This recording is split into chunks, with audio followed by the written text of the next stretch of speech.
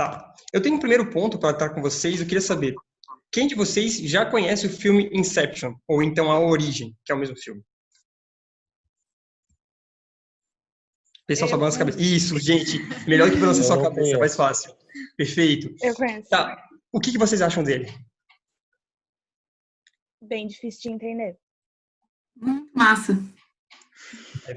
É uma Tá. verdade. Alguém quer dar um Uma resumo do paulada. filme ou vocês querem que eu mesmo... Hã? Uma É uma paulada? paulada. É uma paulada, eu acho. Quer dar um resumo então, Arthur? Ou quer deixar outra pessoa dar um resumo dele? Do que tu pensa do filme, do que tu viu? Se alguém quiser falar. Não... É um Faz sonho muito- dentro de um sonho, dentro de um sonho, Travou a dentro de um internet. sonho. Faz muito tempo que eu não vejo o filme, né? Não entendi, desculpa, travou aqui Faz rapidinho. muito tempo que eu já vi mais de uma vez, mas faz muito tempo que eu não vejo. Uhum. Mas, em resumo, são pessoas que manipulam sonhos das outras, né? Eles têm uma máquina que eles entram no sonho das pessoas. Ou é um comprimido, uma coisa assim, né? Eu não lembro direito. Uhum. E aí isso... Só que, ao mesmo tempo que ele manipula o sonho das pessoas, ele começa a mexer com o subconsciente dele, né? E lembrar coisas do próprio passado dele, que estão dentro da cabeça dele. E começa a entrar em conflito com esse que é o trabalho dele, né? De manipulações. Então tem tipo meio que uma resistência ali. O personagem do Leonardo DiCaprio. Não sei se ficou muito claro. Cara, pra mim... O filme é meio enrolado. Mas... O filme, pra mim, tipo, ele é muito bom. Ele tem essa parte mesmo, é bem importante até do que eu vou trazer aqui, porque, de fato, isso acontece. Atualmente está ali, como o próprio Arthur falou, é algo que são pessoas entrando dentro do subconsciente do outro e cada vez entrando cada vez mais no subconsciente com um único propósito. Colocar uma ideia lá dentro. E essa pequena ideia, que ele fala até no início lá, que tem que ser algo bem simples e bem básico mesmo, ter uma mudança inteira depois da própria pessoa, a questão do jeito de ser e tal. E tem toda uma resistência também do própria mente da pessoa que está sendo o objeto da ação ali, e tem até uma resistência. E é bem louco, sério, o filme é sensacional. Não sei, quem já viu, vale a pena rever. E quem não viu, gente, sério, de que ano é o filme? Acho que é 2008. Se alguém quiser dar uma procurada certinha ali, rapidinha, do que ano é o filme, vai ser tipo assim, eu acho que é de 2008, posso estar enganado. Mas, cara, é um filme sensacional, vale muito a pena. Melhor do que Eles Estão Sem os Anéis. Fora isso, é um pouco difícil encontrar alguns filmes tão bons quanto. Sim, eu sou muito fã de Sem os Anéis. 2010. Obrigado, 2010. Gatinha. Isso, valeu, Arthur. A Gatinha é a Betina, tá? Não tu, pode ficar tranquilo. Para deixar claro, assim. Tá. O filme trata disso, né? Em linhas gerais mesmo, de colocar essas ideias e plantar a ideia na mente dos outros. E tá. Eu botei alguns pontos aqui para seguir. Gente, e se eu perguntar uma coisa para vocês? Tá. O que é ser um torcedor do Figueirense? Agora eu perguntei para vocês. Sofrer? Primeiramente, eu não gosto de futebol, então eu sei de qualquer Torcer para o melhor time do estado. Ó, já tem treta ali, ó. A gente depois vai poder ver os dois de Gladiano. Tá, Você não pode falar mal do Figueirense, que a tua namorada é Figueira. E o teu sogro também. Vai levar uma surra dele. Tô falando do Arthur aqui, ó. Tá. Tá. E o que é ser brasileiro?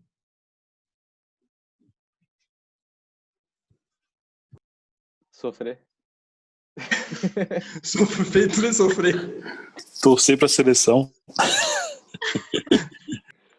É uma ideia também. E o que é ser cristão? Eu tô falando muito, então vou deixar o pessoal responder. Ser um mini Cristo. Boa. Na Sofrer realidade, assim, também. Sofrer também. Aí sim. Quem falou, eu não vi quem falou. Valeu. Eu não sei o teu nome, é Vitor?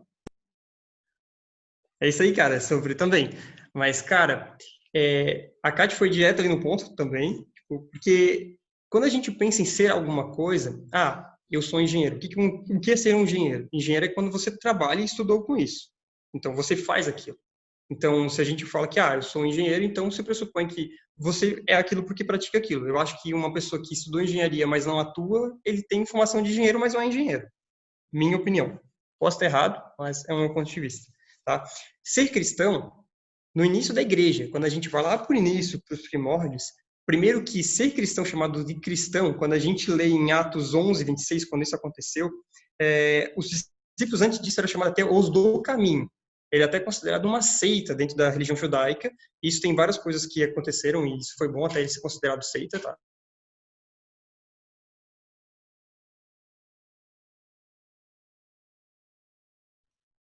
Travou. Falou, Bacon. Travou só pra mim? Não, travou pra todo mundo, acho. Mas ele avisou que podia cair. Voltou Opa, agora. voltou. Tá, voltou. Tá, onde vocês pararam? Ou melhor, onde eu parei? No engenheiro. Tá, seita, engenheiro. Tudo bem. Do engenheiro eu tenho que voltar um pouco mais. Mas tá, ser alguma coisa é você realmente praticar aquilo. Tá. Nos primórdios da igreja, o ser cristão... Nos primórdios da igreja, os cristãos eram chamados de... Nem era chamado de cristão, era chamado de os do caminho. Tem estabilidade de novo. Tá. Vou tocar aqui, depois ele vai avisar se travar. E com isso, depois de Atos 11, 26, eles foram chamados em Antioquia a primeira vez de cristãos. De uma forma pejorativa, tá? Ser cristão era tipo ser chamado assim, aquele lá é o torcedorzinho do Figueirense. Aquele lá é o torcedorzinho do Avaí. Tipo, é como se fosse qualquer coisinha. Não é algo importante. Ele é um apelido pejorativo pro pessoal. Só que os cristãos, naquele momento, eles viram assim, cara, ele tá me chamando de pequeno Cristo, como a própria Kate falou. Para eles foi tão sensacional, porque, poxa, eu era chamado, as pessoas pensavam, sou chamado de um pequeno Jesus Cristo, que é quem eu tô seguindo. Que bom. Ótimo. O cara tentou sacanear com o nome de Jesus Cristo, digamos assim, e eles viram como elogio e tomaram para si. Então, sim, ser cristão, para eles foram chamados naquele momento, e eram pessoas que tinham realmente esse processo. Eu quero ler com vocês Atos 2, 42 a 47. Eles se dedicavam ao ensino dos apóstolos e à comunhão, ao partir do pão e às orações. Todos estavam cheios de temor e muitas maravilhas e sinais eram feitos pelos os que criam, mantinham-se unidos e tinham tudo em comum. Vendendo suas propriedades e bens, distribuíam a cada um conforme sua necessidade. Todos os dias continuavam a reunir-se no pátio do templo. Partiam o pão em casa e juntos participavam das refeições, com alegria e sinceridade de coração, louvando a Deus e tendo simpatia de todo o povo. E o Senhor lhes acrescentava diariamente aos que eram salvos. Que iam sendo salvos, né? Esses primeiros cristãos, quando começou aí aquela conversão de todas aquelas 3.000 pessoas e tal, eles estavam vivendo tanto no Espírito ali, tanto em Deus, que eles eram realmente eles impactavam tantas outras pessoas com o modo de vida deles e com a vida deles, que eles não tinham muito... eles viviam a cristandade no ato deles. Era visível isso. Eu até escrevi aqui, eu ia dizer que era uma outra palavra, mas a Petina tinha me falado latente. Lembra? Eu ia usar uma palavra que não seria bem encaixada. Então, era muito visível isso ali. Todas as pessoas viam. E quando a gente pensa em ser cristão, como a gente denomina hoje em dia, a gente pode lembrar de Romanos 8, 28 a 29. Que esse eu leio aqui. Sabemos que Deus age em todas as coisas para o bem daqueles que o amam, dos que foram chamados de acordo com o seu propósito. Pois aqueles que de antemão conheceu, também os predestinou para serem conforme a imagem de seu Filho, a fim de que ele seja o primogênito entre muitos irmãos. O importante aqui que a gente tem que ver é que conforme a imagem do seu Filho, que eu quero dar um ponto, né? Ser cristão é ser como Cristo. Ter as atitudes, os princípios, o amor, a vontade que ele tem. Porque Cristo ainda vive. Ele é vivo, ele ressuscitou por nós, então ele vive. Então, ter as atitudes de Cristo. E eu acho isso pesado. Tipo, como que eu posso me chamar de seguidor de Cristo ou ser chamado de cristão? Porque no final, eu sou bem diferente daquilo que Cristo é. Porque, poxa, sério, a gente vive a nossa vida, a gente tem nossos pecados, a gente sempre está lutando com isso também. E a gente é assim, de fato. Então, como que eu posso me chamar de cristão, tá ligado? Porque... é um pouco pesado a gente pensar quando a gente vê isso. Nossa, e aí a primeira vez que eu me deparei com isso, eu me lembrei do versículo de Filipenses 1, 6. Estou convencido de aquele que começou a boa obra em vocês vai completá-la até o dia de Cristo Jesus. Que bom, então ok. Ser cristão não é como um ensine hoje que a gente pega, esquenta a água, joga o macarrão lá dentro, em 3 minutos está pronto, joga um tempero horrível e podemos comer. Ser cristão não é isso. Ser cristão leva um processo. Ser cristão tem um tempo, tem não um protocolo, mas tem uma forma de ser mesmo. Tem algumas pessoas que têm uma mudança muito drástica e isso é ótimo. Tem um processo, às vezes, que é um pouco mais demorado e moroso, mas a gente está no processo. E eu de fato também concordo com essa palavra de Filipenses, eu concordo com o que está escrito ali, que estou convencido de que aquele que começou a obra, boa obra em vocês, vai completá-la até o dia de Cristo Jesus, até o dia de Cristo voltar. Então, que bom. Ser cristão não é ser instantâneo, mas é um processo.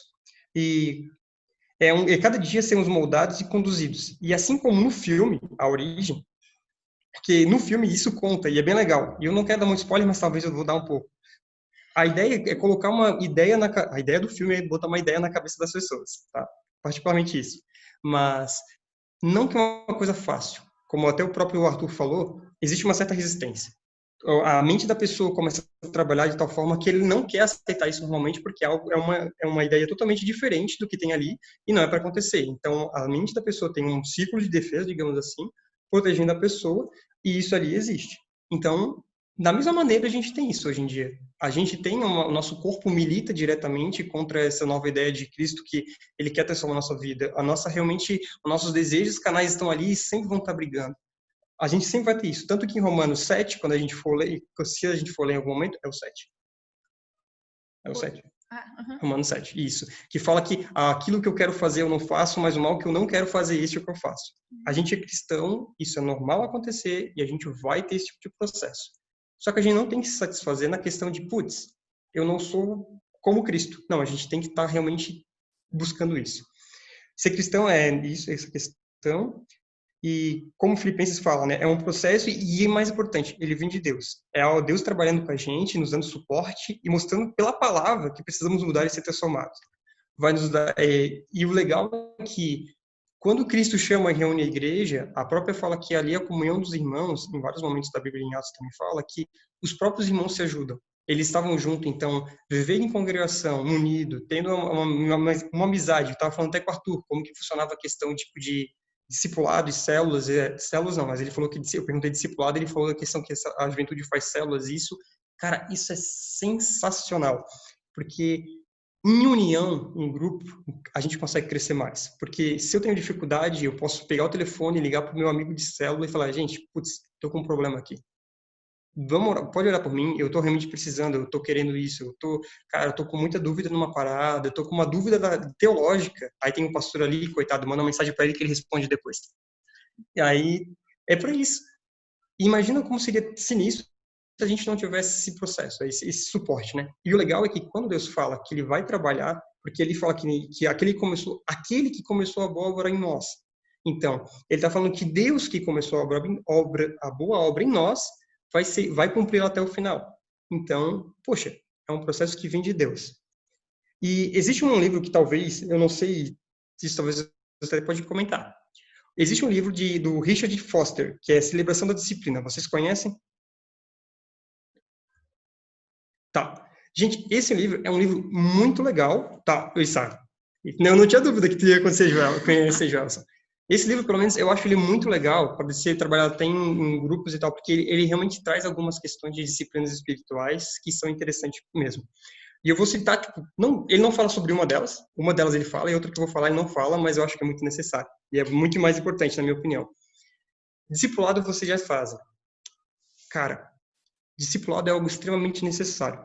Se a gente quer ser discípulo de Cristo, já começa por aí, né? Se a gente quer ser cristão de fato, a gente está sendo discipulado por alguém, ou discipulando alguém também, é um processo do cristão, é um processo natural. Os 12 discípulos foram discipulados, eles também viveram com Cristo aqueles 3 anos direto, foram discipulados com Cristo, foram transformados nesse processo todo, e depois eles foram atuar na obra. Menos um deles, que é o Judas, né? Mas, cara, é um processo que todo cristão deveria passar em algum momento. Eu até usei uma analogia porque eu penso o seguinte: cristão sem discipulado é tipo feijão sem arroz. Funciona, mas não é feijão com arroz, entendeu? Tipo, falta alguma coisa importante. É que nem um show sem plateia. Cara, tu pode fazer um show sem plateia. Eu acho que é muito surreal. Imagina, sei lá, um cantor famoso. Coldplay vai fazer uma live e não tem ninguém assistindo. Tipo, seria bizarro. Tem como fazer? Tem como fazer. Só que é meio estranho, entendeu? Para mim, cristão sem discipulado é a mesma ideia. Porque no discipulado, a gente é confrontado. No discipulado, a gente realmente é conduzido por um caminho que alguém mais sábio do que a gente, não mais sábio que a gente, mas geralmente é, né? Porque a gente pega alguém mais velho e alguém que tem mais conhecimento, vai nos conduzir, vai nos mostrar o nosso pecado também, vai nos apoiar quando a gente vai precisando de ajuda, vai realmente dar um tapa nas costas e, putz, é isso mesmo, segue o caminho. Cara, caiu agora, vem, vamos levantar junto, vamos caminhar.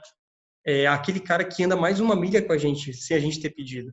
Discipulado é algo que, para o corpo de Cristo e para o crescimento da gente, é extremamente importante. Então, se a gente tem alguma resistência a discipulado, se a gente tem uma desconfiança ou não quer fazer isso, tipo, eu vou dizer, gente, não precisa ter medo. Discipulado, às vezes, vai mexer em coisas muito pesadas na nossa vida e cruéis, e a gente, às vezes, dá e tem receio. Só que, cara, é libertador, tá? Eu tenho experiência de discipulado algumas vezes, de algumas pessoas que já me discipularam. O próprio Joel já foi meu mentor durante um tempo, e é muito legal. Tudo bem que ele me convidava a fazer algumas coisas, às vezes, vamos comigo em tal lugar, vamos para uma reunião do Movimento Encontrão. E ficava na reunião e faz um monte de coisa junto com ele da questão de avaliação e trabalhei também com ele ali e foi muito bom, porque a gente tem ótimas conversas e tem uma afinidade bem legal. Então, discipulado, cara, é o que vale muito a pena. É algo que realmente para a gente crescer na fé e desenvolver cada dia mais é importante. E tem disciplina que ele cita isso no livro, que é a primeira disciplina, que é a questão de meditação. E quando eu pergunto meditação, qual a primeira coisa que vem na cabeça de vocês? E se eu estiver falando rápido, por favor, avisa.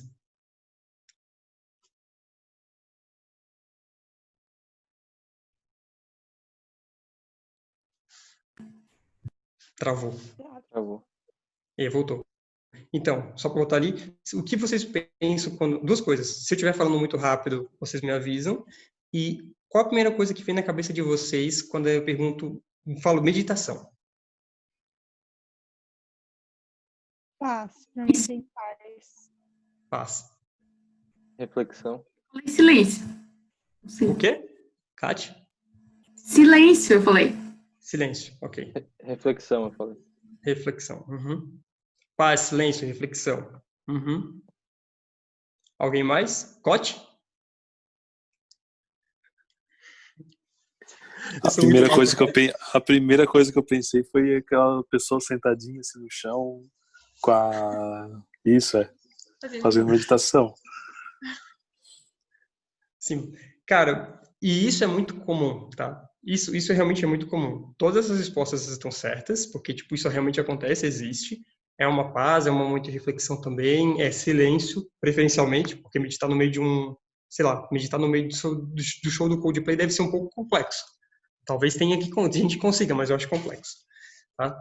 E até a posição que o Koteva falou, do mestre zen budista que tá lá assim, com a mãozinha tipo, no ladinho e subindo até, elevando. Levitando isso. Cara, primeiro, a gente vive momentos complexos da vida, tá? Isso até mesmo antes do Covid.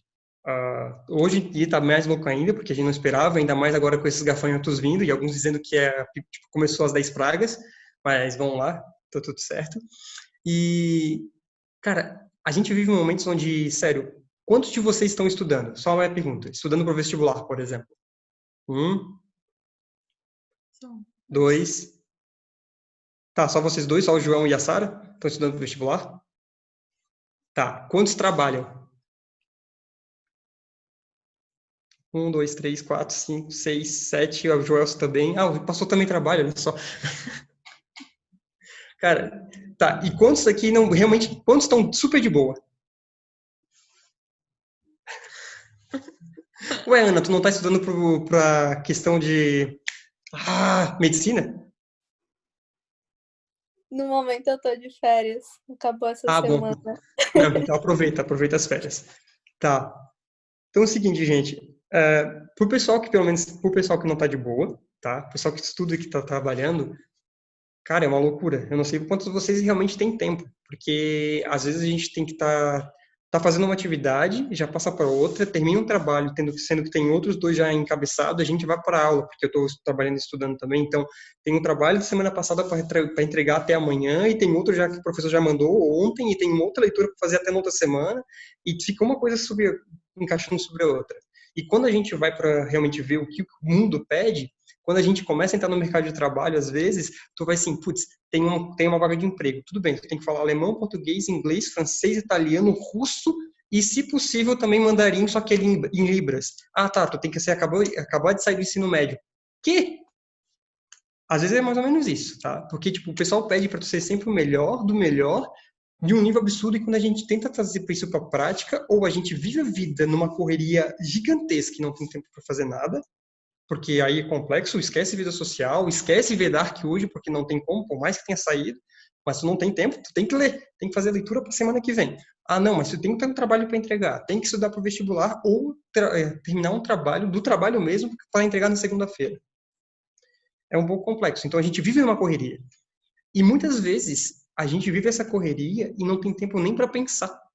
Sério, quantas vezes vocês já pararam em algum momento para refletir sobre tudo o que vocês estão fazendo? E não só estou falando na questão tipo de fé mesmo, estou falando questão de vida. Putz, para parar para pensar sobre o que tu tá fazendo, o que tu vai fazer do vestibular.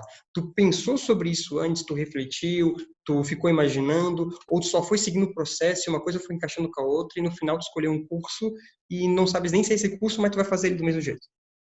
Entende? Porque pelo menos eu passei por isso. Tá, eu tô falando da minha experiência pessoal. E assim, cara, às vezes a gente não para. A gente realmente não para. Falando de mim, isso às vezes é uma fuga, tá? Porque às vezes a gente tem várias coisas que a gente quer ou precisa resolver e não sabe. E aí se a gente para, porque assim, quando tu para de fato, não tem nada para fazer, a única coisa que tu faz é pensar.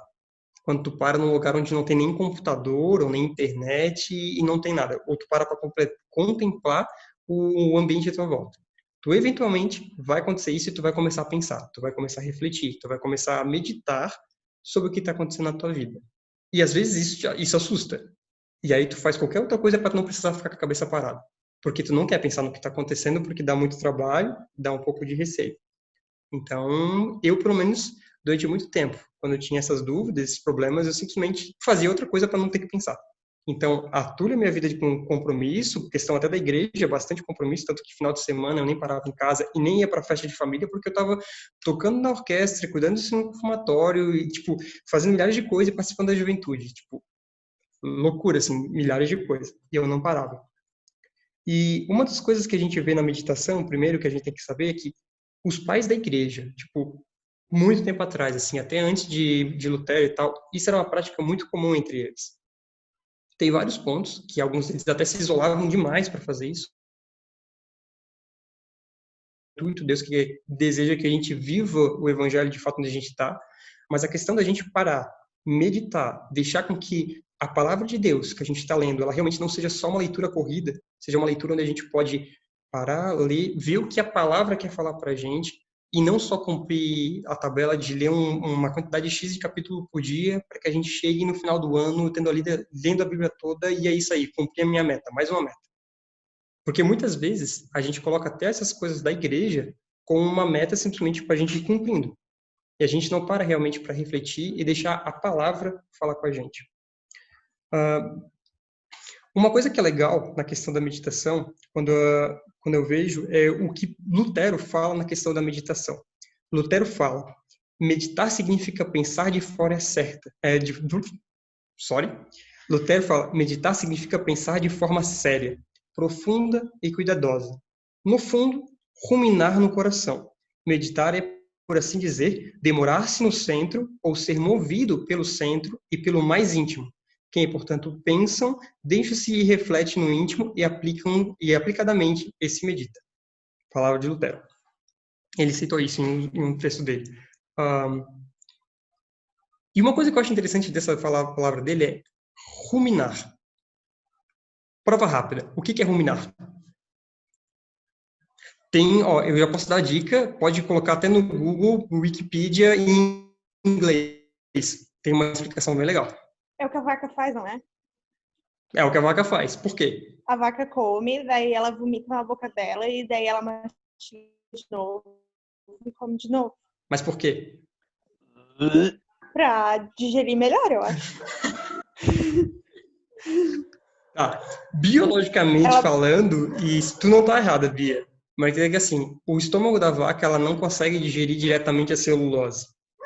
Então, ele mastiga aquelas folhas, joga no estômago 2, digamos assim. Não sou biólogo, estou falando do Wikipedia, tá?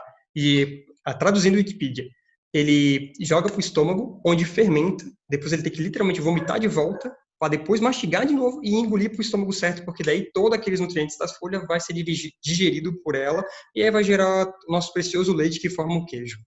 Inclusive, Perfeito. Essa questão. E o legal...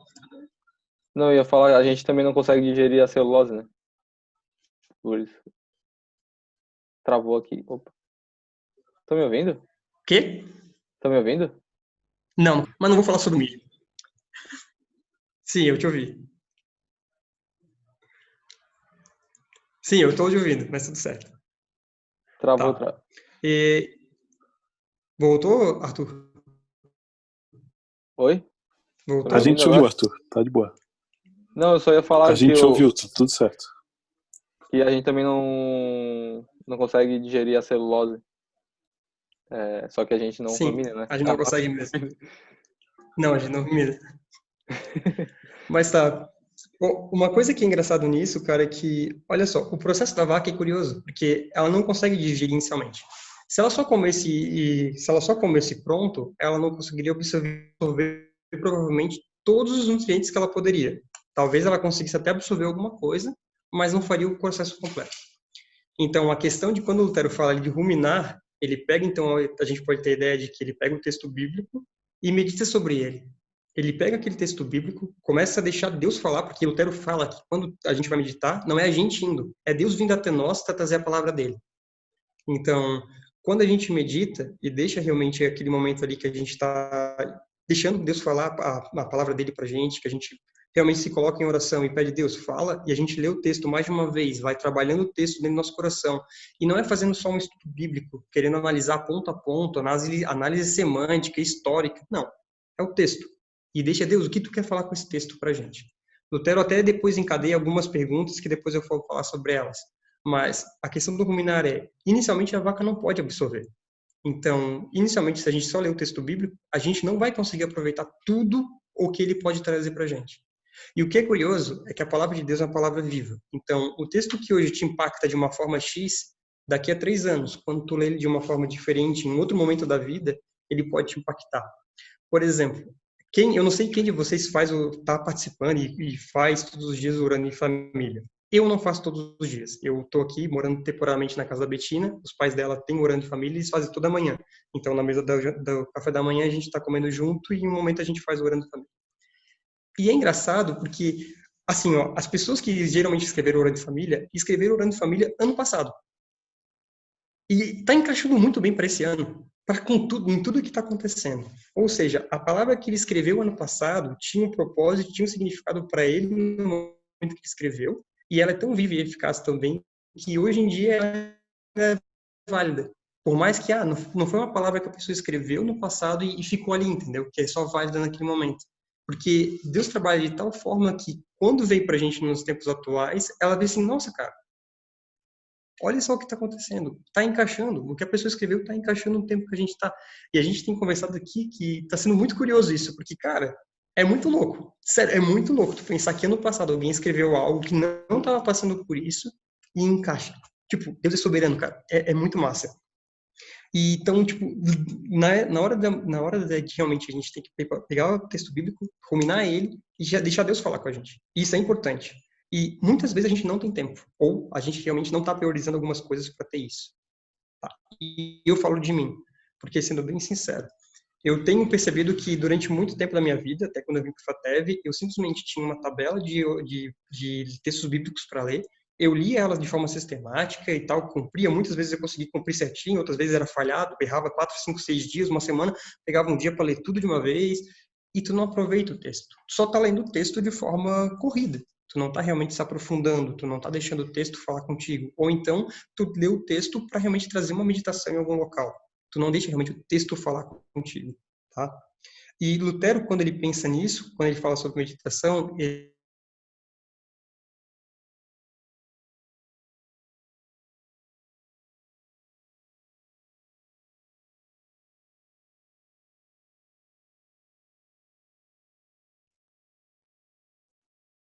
Caiu? Caiu. Eu só tava falando coroinha. É que o Arthur também caiu, eu acho. Ah, tá. Ok. Então, beleza. Tá, mas pode continuar. Tu tava em coroinha, sei lá o quê. Sim. O Lutero, quando ele pensa em meditação, ele trabalha com uma coroinha quádrupla, tá? Que ele elenca isso, que são 4 pontos principais que ele elenca para a questão da meditação. Ele sempre pensa um texto bíblico para meditar, ele pensa essas 4 perguntas. O que eu tenho para aprender? Por que devo agradecer? O que devo confessar? E o que eu devo pedir? Então, ele elenca esses 4 pontos, ele começa a ler o texto bíblico sempre pensando nesses 4 pontos. Porque aí ele vai, o que esse texto quer me mostrar? O que Deus quer falar com isso? O que eu quero aprender? Onde Deus está me mostrando que eu tenho que confessar que está errado? Porque não é ele só pensando, é o texto mostrando, entendeu? Porque a Bíblia geralmente vai acusar os nossos problemas. Porque se a gente tem que ser como discípulo de Cristo, e a gente tem que ser igual a Cristo como pequeno Cristo, a Bíblia que vai nos mostrar onde que a gente está errando. Então, para uma pessoa um texto vai trazer uma questão, sobre questão, vamos supor, financeira, para outra pessoa questão de amor, e a gente, durante a vida, enquanto a gente estiver vivo, a gente vai aprendendo e vai ser trabalhado. Tá? Então, esses 4 passos que ele sempre elenca quando vai no texto bíblico, é interessante a gente fazer. Tá? E, assim, sendo sincero, passar um método para o pessoal, quando a gente vai num local e aprende a passar um método, eu nunca acho ele tão válido. Porque, por exemplo, muitas pessoas já tentaram me fazer aprender a nadar. Como é que tu aprende a nadar? Tu pega a pessoa, coloca no mar e nada. Beleza? Pode dar ruim? Pode dar muito ruim. Por isso que existe a questão de ter um instrutor para te ajudar, ou, no caso, ter por exemplo, um discipulado ou um pequeno grupo para te ajudar também. Porque se a gente está só fazendo a meditação por nós mesmos, a gente pode tirar algumas coisas bem bizarras às vezes, tá? Tanto que existem algumas distorções teológicas bem malucas, porque às vezes não estão balizadas em nada. Então, se a gente tem uma base, que é Cristo, se a gente tem a palavra dele, que também norteia, se a gente tem um pequeno grupo, ou um discipulado também, que ranquear a nossa meditação para que a gente não saia totalmente fora do contexto e comece a viajar na maionese. Então, a questão que eu queria trazer aqui era exatamente isso. E como a origem, no filme, a gente tem que lembrar que tudo, na realidade, da nossa vida, porque a ideia que a gente tem com o Evangelho é uma pequena ideia de Cristo que entra no íntimo do nosso ser. E lá dentro, ele começa a fazer uma transformação que a gente tem uma mudança de vida. Cristo, quando ele vem, ele quer entrar realmente no íntimo do nosso ser, no ponto mais central.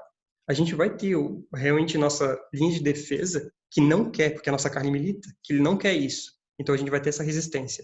E quando a gente medita, a gente está abrindo as portas para que Deus mostre para a gente, de fato, aquilo que ele quer falar, aquilo que a gente precisa ser mudado, aquilo que ele quer trabalhar com a gente.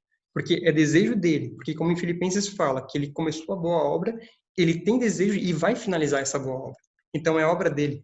Então, quando a gente medita, a gente abre a questão, porque, pô, Deus, mostra para mim onde eu estou errando. Mostra para mim onde eu estou falhando. Mostra o que tu quer que eu seja. Mostra quem tu queres que eu seja dentro da igreja, dentro da escola, dentro da faculdade, dentro do trabalho que eu estou. Me guia.